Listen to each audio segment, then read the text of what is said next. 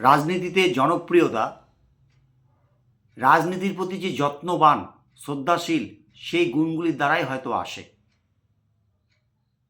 ভারতবর্ষের রাজনীতিতে যদি রাজনৈতিক দলগুলির আঙ্গুল গুণে বলার চেষ্টা করি, শেষ হয়তো করতে পারবো না। বাংলাতেও অনেক রাজনৈতিক দলের সমাগম আছে।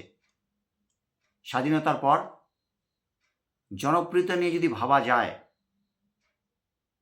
হয়তো অনেকের নাম আসবে, কিন্তু রাজনীতির প্রতি শ্রদ্ধাশীল, রাজনীতির প্রতি যত্নবান কজনের আছে, সেটা কিন্তু রাজনীতির সাফল্যেই আজ ধরা পড়ে গেছে।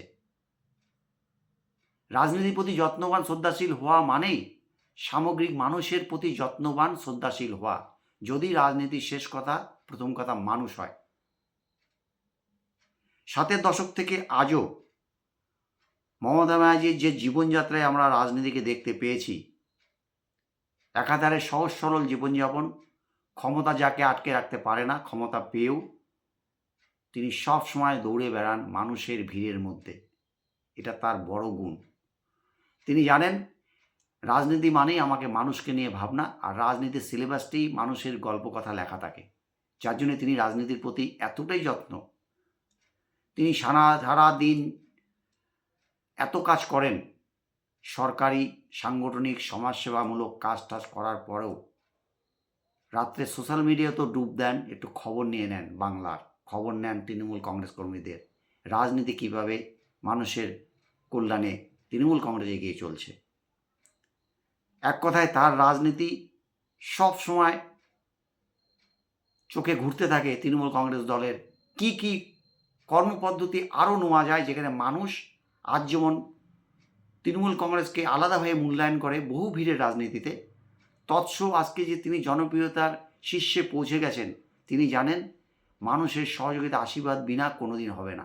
অবশ্যই তার অক্লান্ত পরিশ্রম, তার কাজের সদিচ্ছা, কাজের প্রতি নিষ্ঠা, পাশাপাশি তিনি রাজনীতির প্রতি এতটাই যত্নবান, তিনি রাজনীতিকে নিয়ে আলাদাভাবে প্রতিদিন হয়তো পড়াশোনা করেন যে মানুষকে নিয়ে আরও কী করা যায় রাজনীতি প্রাঙ্গণে। কিন্তু দেখা যায় বাংলা থেকে যদি আমরা শুরু করি, বিরোধীরা হয়তো কল্যাণকামী কোনো রাজনীতি খুঁজে পান না বলেই কথায় কথায় মমতা ব্যানার্জি সরকার, মমতা ব্যানার্জিকে নিয়ে কুৎসা, অপপ্রচার, মিথ্যাচার করে চলেছেন। তাদের আবার রাজনীতির বিষয়টা ওই জায়গায় যে আমাকে কিছু করে দেখাতে হবে, আমাকে প্রচারের আলোকে থাকতে হবে, যেন আমাকে মানুষ দেখতে পায়। মানুষ সবাইকে দেখছে, বাংলার মানুষ, ভারতবর্ষের মানুষ সবাইকে দেখছে, কারণ মানুষ সর্বশক্তিমান। মানুষ এটাও মূল্যায়ন করছে কোন রাজনীতি আমাদের দ্বারা সংগঠিত হচ্ছে, কোন রাজনীতি তাদের স্বার্থে চলছে। মমতা ব্যানার্জি কুৎসা অপবাদের থেকে অনেক দূরে থেকেও তিনি যেটা কাজ করেন রাজনীতির প্রাঙ্গণে দাঁড়িয়ে, সেটা হচ্ছে যে কোনো অন্যায় বঞ্চনার বিরুদ্ধে তার তীব্র প্রতিবাদ। তার যে নীতি, সেই নীতি যদি কোনো জায়গায় আঘাত পায়, সেখানে তিনি লড়াই করতে ছাড়েন না। আজও তার আপোষহীন লড়াই তাকে কিন্তু এগিয়ে রাখছে, যার জন্যই মানুষ কিন্তু তাকে দুটি রূপে আলাদাভাবে আজকের রাজনীতিতে খুঁজে পেয়েছে। একটি হচ্ছে সফল মুখ্যমন্ত্রী, 13 বছরের অতিক্রান্ত সরকারের দ্বারা বাংলা আজকে কী পেয়েছে মানুষ ভাবছে, পাশাপাশি একজন জননেত্রী, প্রতিবাদী নেত্রী, লড়াকু নেত্রী মাননীয় মমতা ব্যানার্জি। মাননীয় মমতা ব্যানার্জির দীর্ঘ সংগ্রাম থেকে যে তার উঠে আসা, দীর্ঘ সংগ্রামের যে তৃণমূল কংগ্রেসের আত্মপ্রকাশ, মানুষ আজকে বুঝতে পেরেছে মমতা ব্যানার্জি যা বলেন তা করেন, আর কিছু কথা বলার আগেই তিনি করে দেন, যেটা বাংলা কেন সারা ভারতবর্ষের রাজনীতিতে মমতা ব্যানার্জির এই যে গুণ মনে হয় না আর কোনো দিন আসবে। আজকে তিনি যে জনপ্রিয়তার শীর্ষে পৌঁছে গেছেন, তিনি যে রাজনীতির প্রতি যত্নবান, এক কথায় তিনি মানুষের প্রতি যত্নবান, মানুষের প্রতি শ্রদ্ধাশীল, মানুষের প্রতি দায়বদ্ধতা, যেখানেই রাজনীতি তার সুন্দর হাসিটি প্রতিদিন হাসতে পারে। আর যেই হাসি হাসানোর প্রথম মালিক মানুষ, মমতা ব্যানার্জির ভাবনায় হচ্ছে সেই মানুষ, যার জন্য তৃণমূল কংগ্রেস দল মাননীয় মমতা ব্যানার্জি এবং অভিষেক ব্যানার্জি আজকে যে বিভিন্ন চিন্তাধারায় প্রতিটি কর্মীর কাছে বার্তা আসছে, আজকে আমরা যদি বাংলার রাজনীতিতে খুঁজে দেখি, বিরোধী কোনো দলকে কিন্তু সেই রাজনীতিতে খুঁজে পাওয়া যাবে না। পাওয়া যাবে ঠিক ভোটের যখন ঢাকের কাঠি পড়ে যাবে, মানুষ সব কিছু মিলিয়ে নিচ্ছে বলেই তৃণমূল কংগ্রেসের জয়ের রথ চলছেই, আগামী দিনও চলবে। আর জনপ্রিয়তার যে আজকে শীর্ষে মমতা ব্যানার্জি, রাজনীতির যে জনপ্রিয়তা, রাজনীতিতে যে গুণগুলি, সেই গুণগুলিও বোধহয় বাংলা কেন ভারতবর্ষের রাজনীতিতে তাবৎ নেতাদের মধ্যেও সেভাবে খুঁজে পাওয়া যাবে না।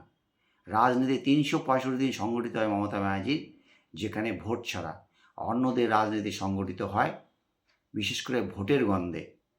কাজের সদিচ্ছা এক জিনিস, আর করব এক জিনিস। মমতা ব্যানার্জির কাজের সদিচ্ছা আর বলার আগে করে দেখানো, যা বিরল থেকে বিরলতম তৃণমূল কংগ্রেস সরকারে, তৎস তৃণমূল কংগ্রেস দলে।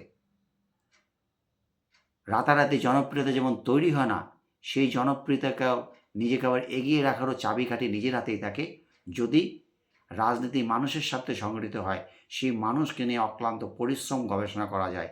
7-এর দশক থেকে আমি যদি ভুল না বলে থাকি, আজও মমতা ব্যানার্জির সকাল রাত্রি একই চলছে ভাবনা, আমার বাংলাকে আরও কিছু করা যায় কি না, যা বহির্বিশ্বে আরও সুনাম আসবে। আমরা আগামী দিনে সেই অপেক্ষায় থাকব। স্বভাবতই রাজনীতি মানেই ভোট। 2026 সামনে নির্বাচন। অনেক দল হয়তো এখন থেকে তৈরি হচ্ছে যে আমাকে ভোট বইতে নিয়ে পার হতে হবে।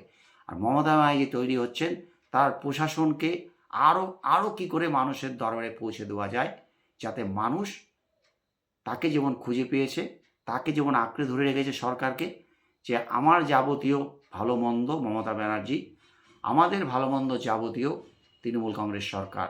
সেই সরকারকে আরও মানুষের সেবায় কীভাবে রাখা যায়, মমতা ব্যানার্জির সেই চিন্তাধারা হচ্ছে প্রতিদিন চলছে। আর 2026 নিয়ে অন্যদের চিন্তাধারা হচ্ছে ভোটের গল্পে।